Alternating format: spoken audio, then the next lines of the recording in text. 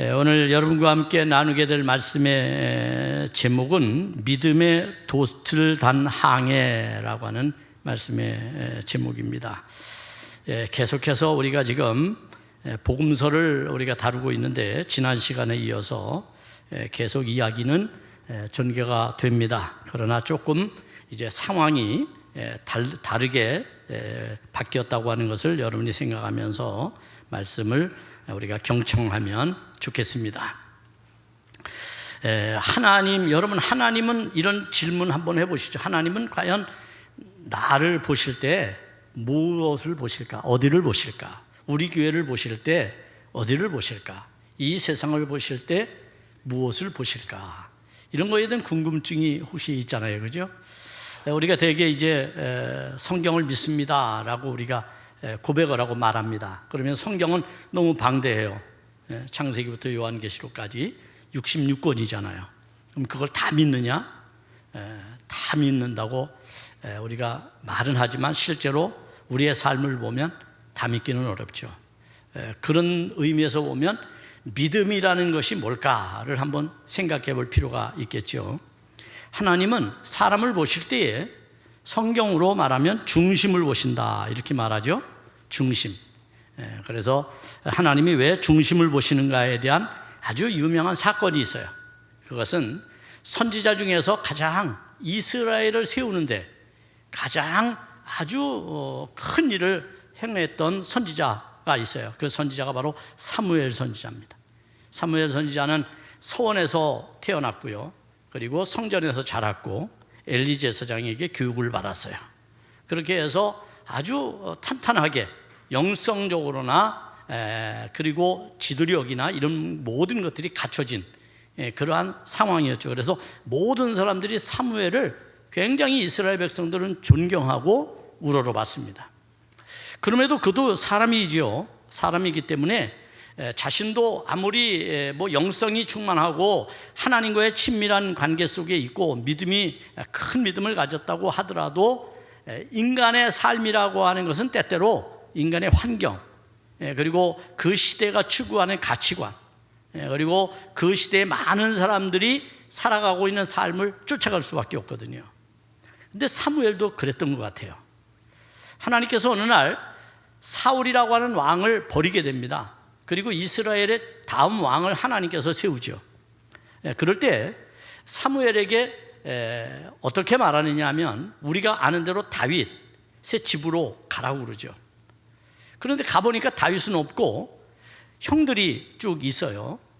그런데 사무엘이 면접을 보는 겁니다. 형들을. 첫째 형이 누구냐 하면 바로 엘리압이라고 하는 형이죠. 사무엘상 16장 6절에 보면 엘리압을 보고 사무엘이 첫눈에 반해버려요. 첫눈에. 여기 이렇게 말하죠. 그들이 오매 사무엘이 엘리압을 보고 마음에 이르기를 여호와의 기름 부으실 자가 과연 주님 앞에 있도다 이렇게 말을 해요. 얼마나 만족스러웠으면 내가 지금 왕을 세우기 위해서 하나님의 명령을 받아서 기름 부으러 왔는데 그런데 그 대상자가 바로 엘리압이었던 거예요. 자신이 보기에는. 키도 헌칠하고 그리고 아주 어깨도 딱 벌어지고 잘생기고 그래서 누가 보더라도 지도자, 누가 보더라도 그 시대의 사람들이 흠모하는 그러한 사람처럼 보여졌거든요. 그래, 이 정도는 돼야지 한나라의 왕이 되지. 그래서 엘리압에게 기름을 부으려고 했어요. 하나님이 다급하게 사무엘에게 사무엘을 막죠. 그리고 난 다음 뭐라고 말합니까? 아직 자녀들이 더 있다는 거예요. 알아보니까 다윗이라고 하는 소년이 있는데 그 소년이 아직도 들에서 광야에서 양을 치고 있어요. 그 양은 자신의 양이 아니에요. 형들이 자기에게 맡겨놓은 거예요. 사무엘이 부른다고 그러니까 형들은 다 사무엘 만나러 갔는데 이 막내인 다윗에게 다 짐을 떠넘기고 간 것이죠. 책임을 버리고 간 거예요. 그리고 그것을 다 어린 다윗이 감당해서 지금 짊어지고 성실하게 누가 보든 보지 않든 그 양들을 지금 지키고 있는 거예요, 여러분. 사람들을 빨리 보내서 다윗을 데려와라. 그러지 않으면 나는 밥을 안 먹겠다. 사무엘이 아주 강력하게 배수진을 치죠. 그래서 어쩔 수 없이 이제 다윗이 옵니다. 다윗을 보니까 참 간사하죠. 사무엘도 조금 전에 엘리압을 보던 그 시선이 완전히 바뀌어서 사무엘을 어떻게 바라보느냐 하면 완전히 다른 모습으로 바라보게 돼요. 여러분, 이 본문은 아마 12절에 나오는 것 같아요. 12절에 보면 이렇게 말을 합니다. 이에 사람을 보내어 그를 데려오매 그의 빛이 붉고 눈이 빼어나고 얼굴이 아름답더라.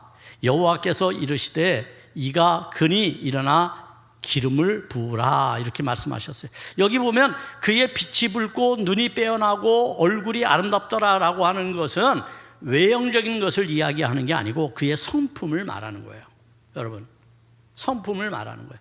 키가 크거나 어깨가 딱 벌어지거나 아주 얼굴이 잘생겼거나 이런 걸 말하는 게 아니고 내적인 요소, 빛이 나고 눈이 빼어나다고 하는 것은 눈빛을 본 거죠. 이런 모습들을 본 거예요. 한 나라의 지도자가 되는데 얼굴이 아름다우면 되겠습니까, 여러분? 그죠? 남자다워야죠. 그렇게 생각하잖아요. 그 시대의 사람들이 그렇게 생각했다는 거예요. 우리가 그걸 어떻게 할 수 있어요? 사울 왕을 세울 때에 이스라엘 백성들이 그랬거든요.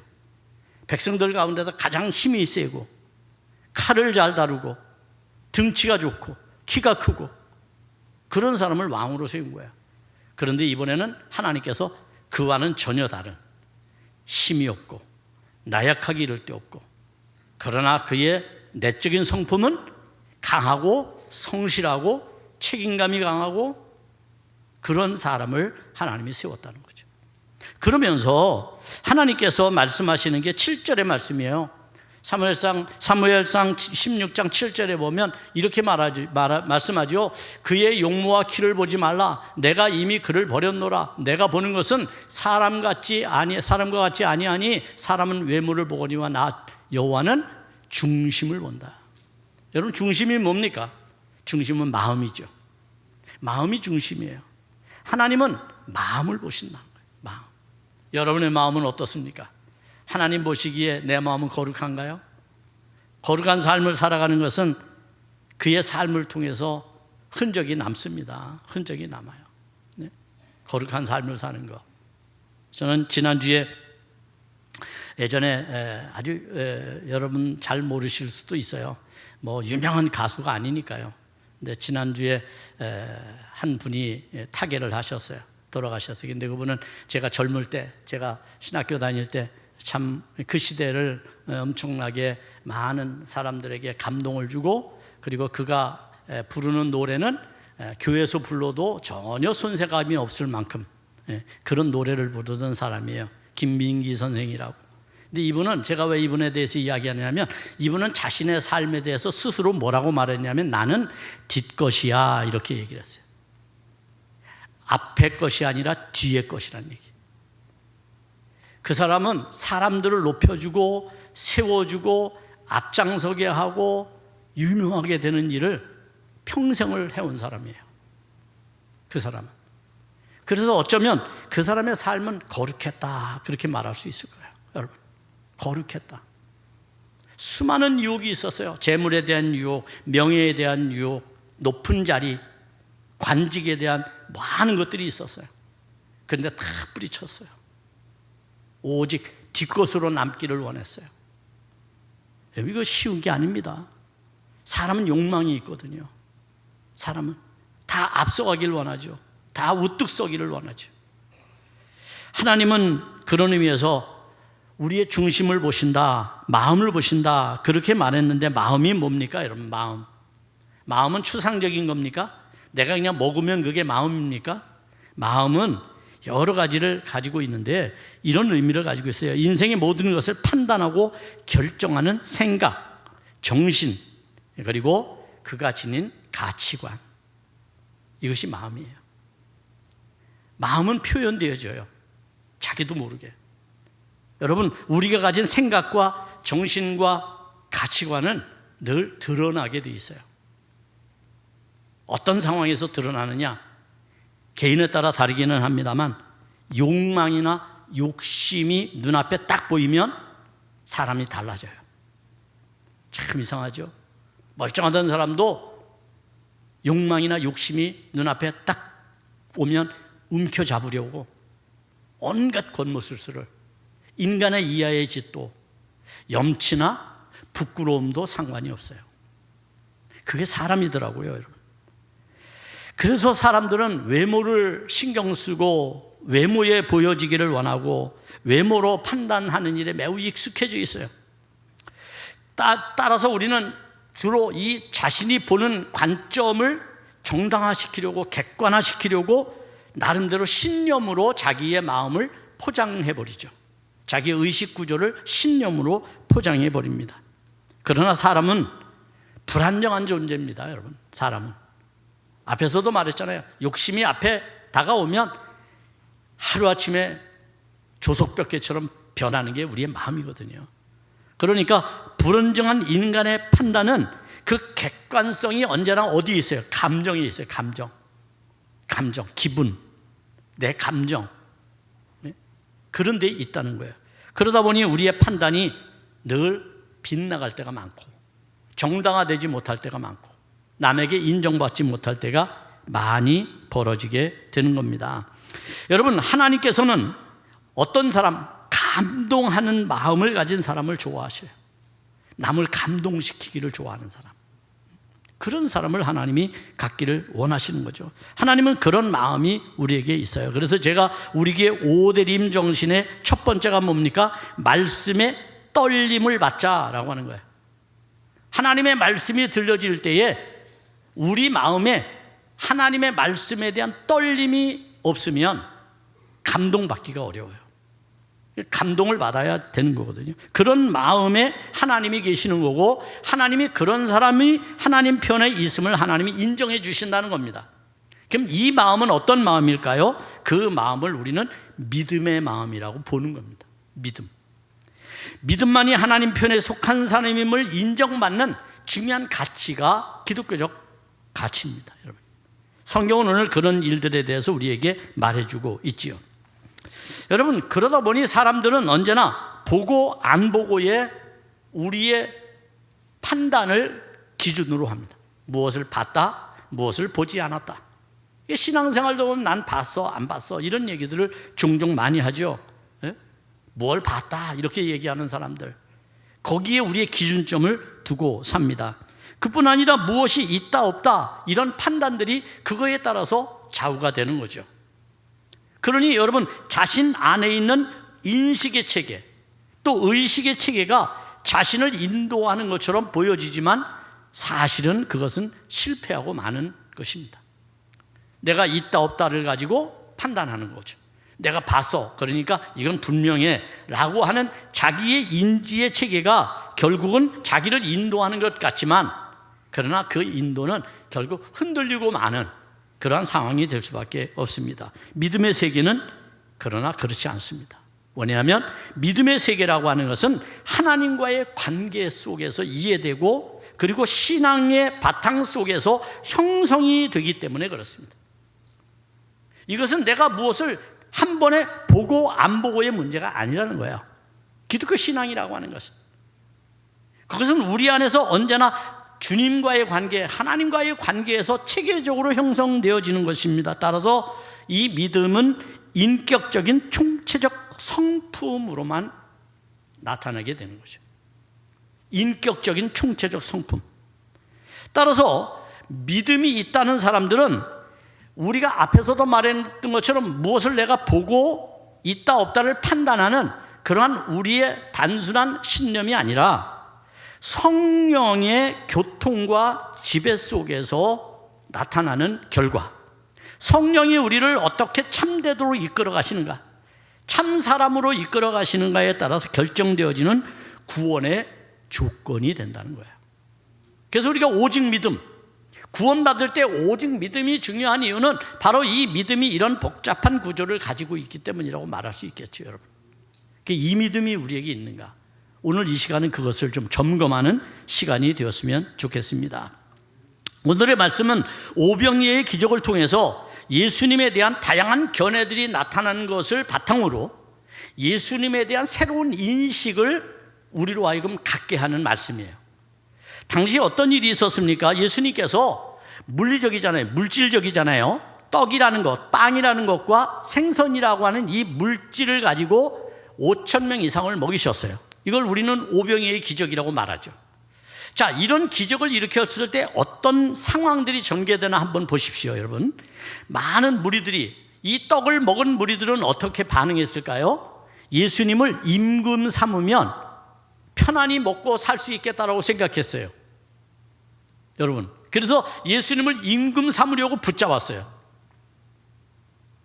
무리들이. 어떻습니까? 우리가 지금 신앙생활을 왜 갖고 있어요? 신앙생활을 왜 합니까? 혹시 먹고 사는 문제 해결하려고요? 그럴 수 있습니다, 여러분. 잘못됐다는 말이 아니라 그런 사람들이 있다는 거예요. 그뿐만 아니라 빌립이라는 사람이 등장하죠. 제자 중에. 빌립이 어떻게 합니까? 계산을 하죠. 지금 때가 어두워졌고 백성들은, 무리들은 배가 고플 것이고 예수님도 말씀을 전하니까 배가 고플 것이고 빨리 저녁이 어두워지기 전에 마을로 내려가서 음식을 사 먹게 하자라고 이야기하죠. 매우 합리적이에요. 그죠? 우리가 신앙생활을 할 때 교회에서 어떤 주장들을 할 때 보면 합리적으로 막 그냥 얘기합니다. 빌립 같은 사람들이죠. 그 다음에 이제 누가 있냐면 안드레와 같은 사람이 있어요. 안드레는 조력자예요. 조력자. 항상 매 순간 안드레가 징검다리처럼 조력을 합니다. 그는 어린아이에게 있는 도시락을 발견했어요. 그리고 예수님에게 이것밖에 없습니다. 근데 이게 어떻게 이 많은 사람을 먹이겠습니까? 그런 얘기죠. 조력자의 역할을 하는 사람들이 있어요. 참 중요해요. 왜냐하면 이런 사람이 없으면 그 다음 단계로 넘어가기가 어렵거든요. 여러분들은 아마 이 상황들을 한번 잘 살펴보시길 바랍니다. 나는 군중인가, 무리들인가, 아니면 빌립인가, 안드레인가, 아니면 어린아이인가. 어린아이는 어떻습니까? 이타주의자. 자기 것을 어머니가 정성스럽게 싸준 도시락을 과감하게 내어주죠. 이타주의자. 자기 것을 헌신하는 거, 자기 것을 내어놓는 거, 이걸 이타주의자라고 말합니다. 예수님은 이런 것을 뿌리치고 홀로 산으로 올라가십니다. 예수님은 다 뿌리치고 홀로 산으로 가시죠. 이때 제자들의 선택이 중요합니다. 제자들이 어떻게 할 것인가. 물론 다른 복음서에서는 예수님께서 저 건너편으로 너희들 먼저 가라 이렇게 말씀하셔요. 그러니까 그 말을 따지면 예수님이 가라고 했으니까 갈 수 있다라고 말합니다만, 오늘 요한복음은 우리에게 다른 시각으로 이 말씀을 이해하도록 그런 명령이나 이런 게 아무것도 없어요. 제자들의 선택이에요. 제자들은 어떻게 선택합니까? 그냥 배를 타고 갑니다. 그런데 날은 저뭅니다. 이게 이제 우리가 소위 말하면 선택하는 방법이고, 그 속에서 우리는 어떤 판단을 하게 되는가라고 하는 거죠. 언제나 우리의 현실 속에서 판단을 하잖아요, 사람이라는 게. 그래서 오늘 예수님에 대한 사람들의 판단이 나와요. 14절입니다. 14절에 이런 판단을 합니다. 그 사람들이 예수께서 행하신 표적을 보고 말하되 이는 참으로 세상에 오실 그 선지자니라 라고 말합니다. 무슨 얘기예요? 과거 자신들이 그 오래전 과거 세대, 그 시대에 수천 년 전에 있었던 선지자들, 우리 민족의 백성들에게 하나님의 말씀을 대언하고 하나님이 어떤 분이신지를 가르쳐주고 선포하셨던 선지자, 그 가운데 하나라고 예수님을 보고 있는 겁니다. 정말 예수님이 선지자일까요? 그러면 왜 그들은 예수님을 선지자로 봤을까요? 이유는 간단합니다. 모세를 떠올렸기 때문이죠. 모세가 40년 동안 만나와 메추라기를 이스라엘 백성들에게 먹였으니까, 아, 저분은 바로 선지자와 같은 분이구나 라고 생각했을 겁니다. 또한 엘리야를 떠올렸습니다. 엘리야가 거의 죽어갈 즈음 하나님께서 엘리야에게 사레밧 과부에게 가라고 그러죠. 그리고 그곳에서 마지막 먹고 죽으려고 하는 모자가 있어요. 그들은 이제 양식이 다 떨어졌어요. 먹을 것이 없어요. 그래서 마지막 떡을 해먹고 빵을 해먹고 죽어야 되겠다라고 생각한 그 가정에 가서 엘리야가 뭐라고 말합니까? 그것을 가져오라고 말합니다. 참 염치도 없어요, 그죠? 여러분, 때때로 우리가 이렇게 판단을 합니다. 그러나 이 상황은 우리에게 메시지를 주려고 하는 것이죠. 왜? 당시 선지자는 이스라엘 전체에게 하나님의 말씀을 주는 대상이었어요. 그 말씀을 먹고 이스라엘 백성들은 죄 가운데서 해방되고 구원받고 하나님의 백성으로 살아야 돼요. 그런데 그 선지자가 죽게 생겼어요. 그때 이 여인은 자신이 먹고 아들과 함께 죽으려고 했던 빵을 내어놓습니다. 밀가루를 내어놓고 기름을 내어놓습니다. 그때 어떤 결과들이 생겼나요? 그것이 끝이 아니라 그들은 영원히 마르지 않는 밀가루통과 기름을 갖게 된 겁니다. 이것은 한 사건이 아니라 이스라엘에게 주는 사건이에요. 하나님의 말씀이 없어서 줄이고, 하나님의 말씀이 없어서 배가 고프고, 하나님의 말씀이 없어서 갈증이 생기는 거거든요. 그것을 채우시는 은혜가 뭔지를 우리에게 설명해 주는 겁니다. 이렇듯 하나님의 말씀은 매우 우리에게 유익한 것이 무엇인지를 선택하게 합니다. 자, 결국 엘리야와 모세라고 판단한 그들이 정당했을까? 옳았을까? 요한은 그렇게 보지 않는 거야. 이건 그들의 한계 상황에서, 그들의 상황에서 본 이해라고 보는 거예요. 우리도 예수님을 믿는 방법이 다 달라요. 여러분 다 예수님을 믿는 방법이 다르잖아요. 그런데 여러분, 우리가 중요하게 생각해야 되는 것은 우리의 믿음의 가치는 오직 같아야 된다는 거예요.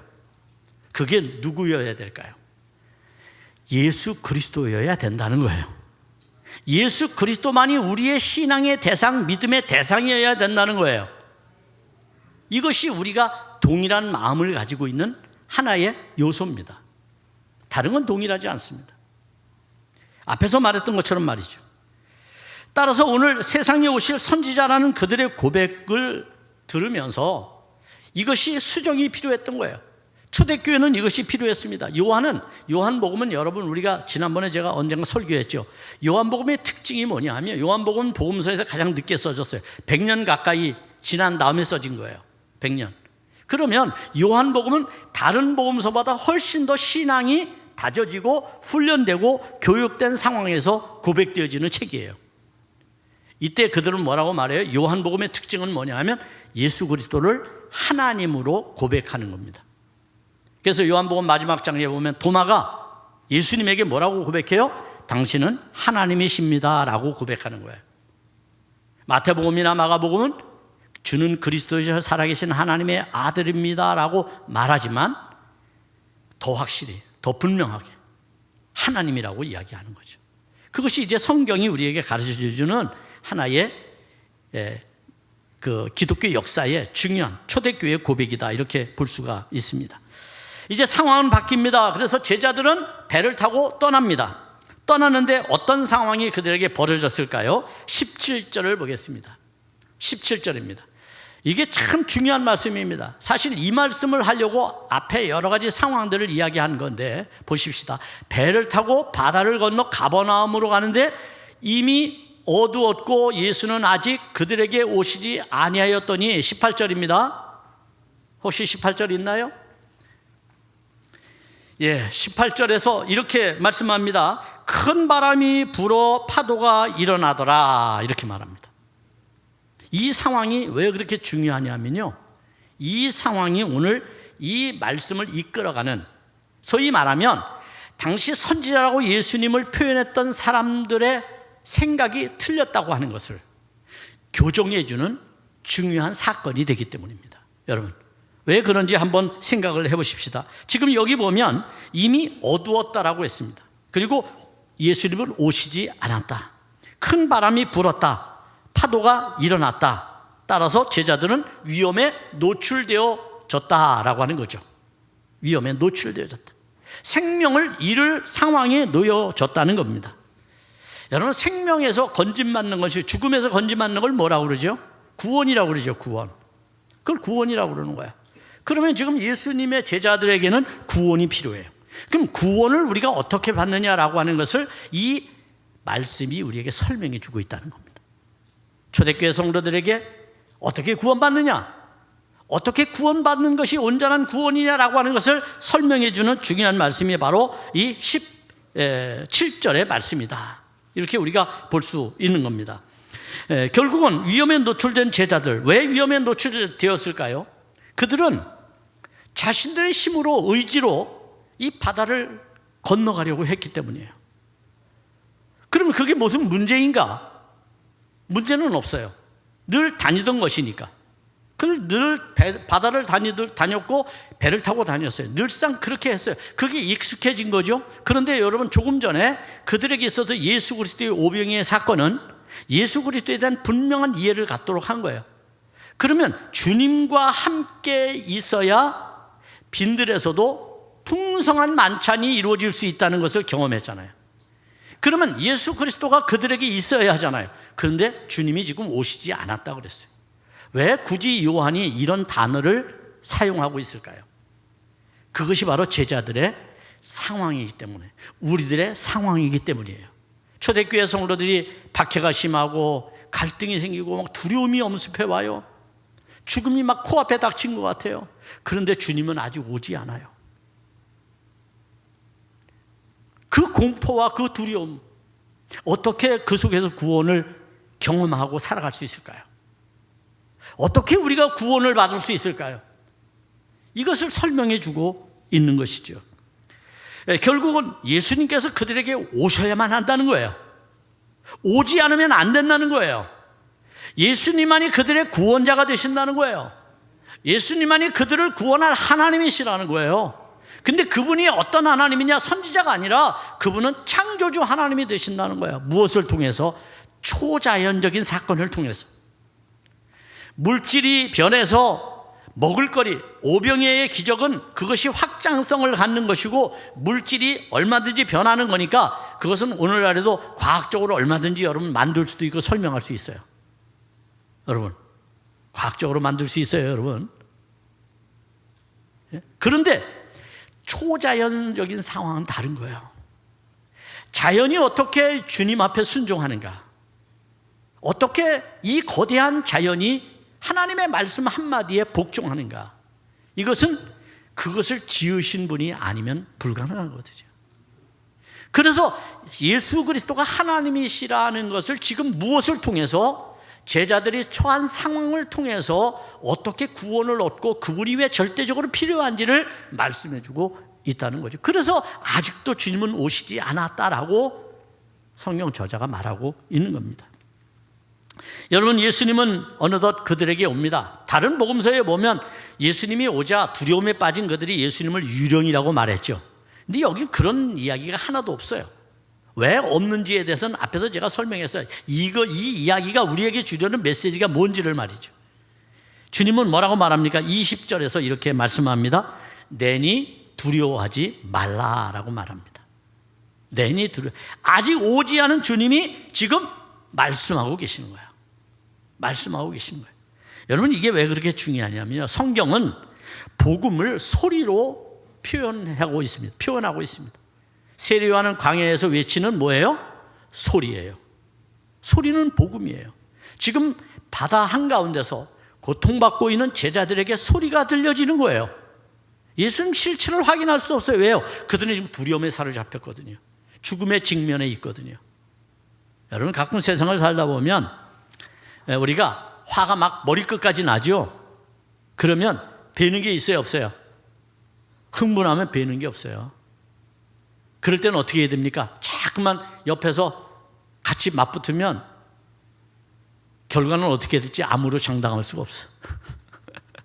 그러니까 그때는 어떻게 해야 돼요? 안정을 시켜야 돼요. 안정시켜야 돼요, 누구든지. 그래서 싸움을 말리는 사람이 제일 중요한 거예요. 말리면 누그러지죠. 감정이 누그러지면 뭐가 이제 돌아가기 시작해요. 작동되기 시작해요. 예? 생각이, 이성이 작동되기 시작하는 거예요. 아, 내가 왜 이러지? 그 다음부터 이제 창피함이 몰려오기 시작해요. 부끄러움이 몰려와요. 그러면서 그 이성은 또 바로 네가 잘못해서 그래, 자기를 돌아보게 되죠. 그러면 이제 그때부터는 끽소리도 못하는 거야. 예? 이런 과정들이 있어요. 그런 과정을 거쳐서 화해하고 서로 용서하고 그렇게 되는 거죠. 중요한 건 그거예요. 그렇기 때문에 누가 막 흥분해서 막 끝도 없이 막 흥분의 지수가 높아지면 자리를 피하든지 아니면 시간을 벌든지 누그러질 시간을 해야 돼요. 어떤 사람이 막 전화도 되고 막 씩씩거리면서 당장 만나자 그러면 그래 만나 이러면 안 돼요. 나 지금 어디 가니까 나중에 만나.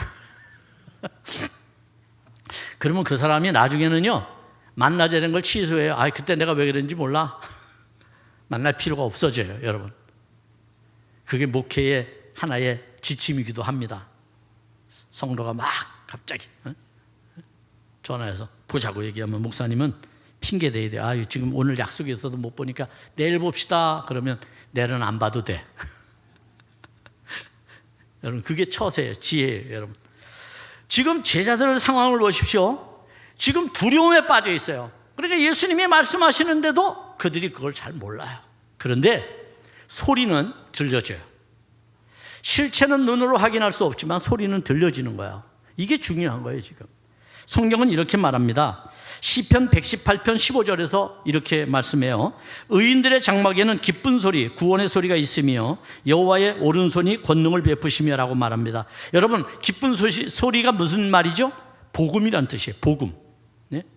복된 소식이, 복된 소리가 기쁜 소식이에요. 그게 바로 복음이에요. 그러니까 복음은 소리로 표현되어지는 거예요. 그 다음에 시편 103편 20절에 보면 능력이 있어 여호와의 말씀을 행하며 그의 말씀의 소리를 듣는 여호와의 천사들이여 여호와를 송축하라 그랬어요. 복음에 뭘 들어요? 소리를 들어요. 소리를 듣는 것이 매우 중요하죠. 왜 그러냐면 내니 두려워하지 말라라고 하는 이 소리는 제자들의 태도를 바꿔버립니다. 하나님의 말씀을 들으면 우리의 삶의 태도를 바꾸는 게 이제 선행되어야 됩니다. 어떻게 여러분 우리의 상황에서 구원받을 수 있을까요? 초대교회는 어떻게 하면 구원에 이룰 수 있을까요? 여기 21절에 말합니다. 21절에 아주 중요한 말씀입니다. 이에 기뻐서 배로 영접하니 배는 곧 그들이 가려던 땅에 이르렀더라 라고 말합니다. 이게 구원의 원리를 설명하는 겁니다. 자, 복음을 여러분이 전합니다. 그 사람이 기쁜 마음으로 그 복음을 받아들이고 영접합니다. 예수님을. 그러면 그 사람은 어떻게 될까요? 우리와 함께 가려는 하나님의 나라 갈 수 있습니다. 복음의 원리입니다, 여러분. 초대교회 성도들에게 지금 사도들이 전하는 말씀을 듣고 예수 그리스도에 대한 믿음을 든든하게 갖고 그분과 함께 여전히 교제를 나눈다면 그들은 우리가 가려는 그 하나님의 나라의 천국에 간다는 거예요. 그걸 지금 설명하고 있는 거예요. 복음의 원리는 그런 겁니다, 여러분.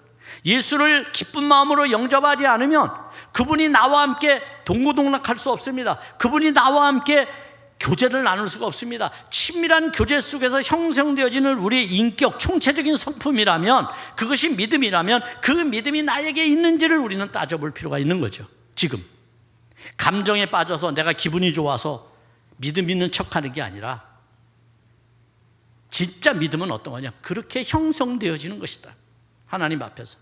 그러니 이 시간 제일 중요한 것은 예수님을 내 마음에 영접하는 것이다. 여러분, 그 마음에 예수님이 계시다면 포도나무에 가지가 붙어 있으므로 저절로 열매를 맺는 것처럼 우리의 인생은 풍성할 것이다.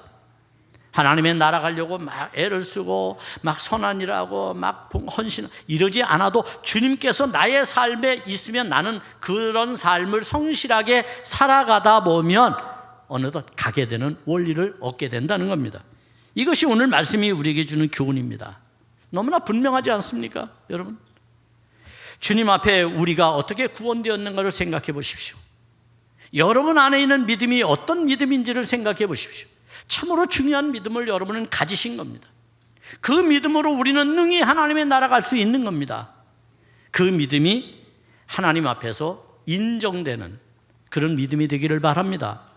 주님이 우리의 중심을 보듯이 우리 안에 있는 믿음이 하나님 보시기에 합당한 믿음이 되어서 우리가 그 믿음으로 세상을 살아가게 될 때 험난 파도도 우리를 죽음에 이끌려고 하는 그러한 악한 마귀도 또 우리의 모든 삶을 헝클어뜨리고 위험에 빠뜨리는 모든 요소들도 그 속에서 참된 구원을 이루는 놀라운 역사가 여러분 안에 있게 될 것이고, 여러분은 여러분의 입술로 주님은 하나님이십니다, 주님만이 나의 구원자이십니다, 이런 믿음과 고백을 갖게 될 줄로 믿습니다.